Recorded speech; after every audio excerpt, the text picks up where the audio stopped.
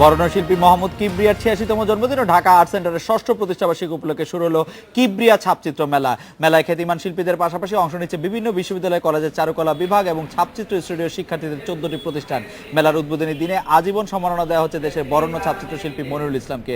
উদ্বোধনী অনুষ্ঠানের প্রধান অতিথি সংস্কৃতি মন্ত্রী আসাদুজ্জামান নূর সভাপতিত্ব করছেন বরেণ্য শিল্পী রফিকুন নবী। ঢাকা আর্ট সেন্টারে এই মেলা চলবে ৫ জানুয়ারি পর্যন্ত।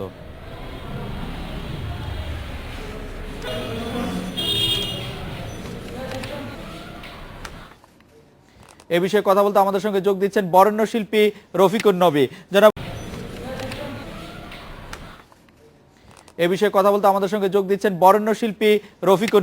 জনাব রফিকুন নবী, আপনার কাছে যদি জানতে চাই যে ছাপচিত্রের ধারা বাংলাদেশে কতটুকু এগিয়েছে?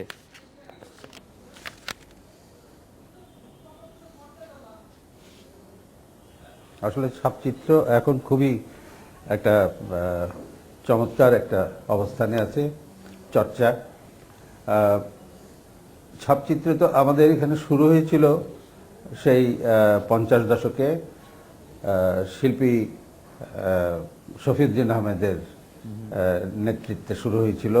উনি শিক্ষক ছিলেন ছাপচিত্র বিভাগে চারুকলা, তৎকালীন চারুকলা ইনস্টিটিউটে।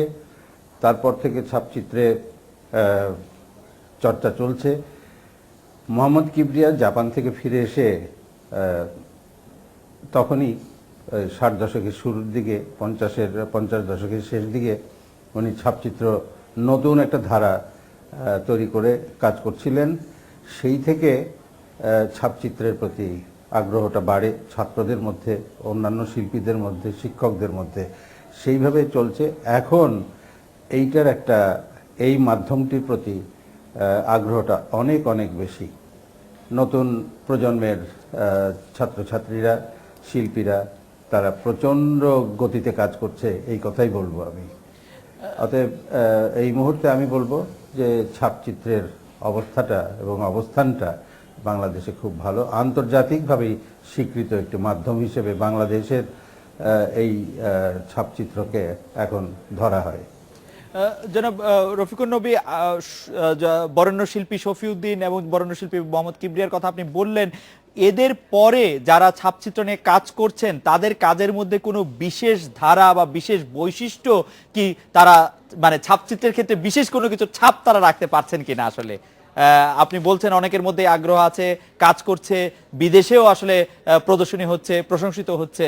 তারপরেও যদি আমি বলি যে আলাদা কোনো ছাপ তারা রাখতে পারছেন কিনা বা কে কে রাখতে পারছেন যদি জানতে চাই।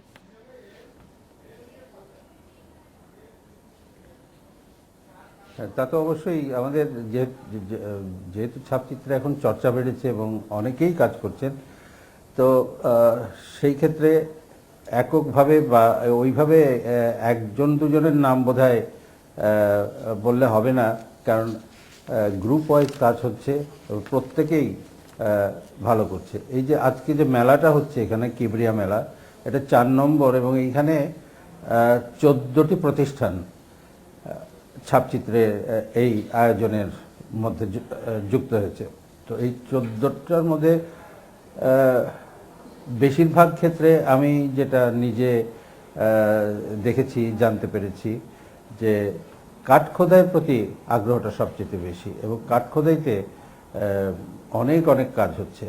তো এই তরুণ প্রজন্ম সেইভাবে বৈশিষ্ট্য, তরুণ প্রজন্মের কি হয় যে নিজ নিজ বৈশিষ্ট্য তৈরির প্রচেষ্টাটা থাকে, সেই কাজটাই চলছে এখনো।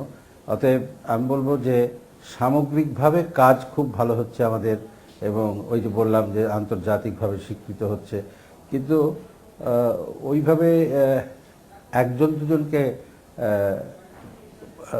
দুজনের নাম হয়তো এই মুহূর্তে না, আমার অন্তত আপনার জন্য নেওয়াটি কঠিন জনাব রফিকুন নবী। আপনি হয়তো সকলেরই হয়তো শিক্ষক, আপনার জন্য নাম নেওয়া কঠিন। তারপরও আমরা এই মেলার সর্বাঙ্গীন সাফল্য কামনা করি এবং আপনাকে অনেক ধন্যবাদ জানাই জনাব রফিকুন নবী। এই ছিল আজকের রেডিও স্পিকে। আমন্ত্রণ আমাদের পরের আয়োজনে।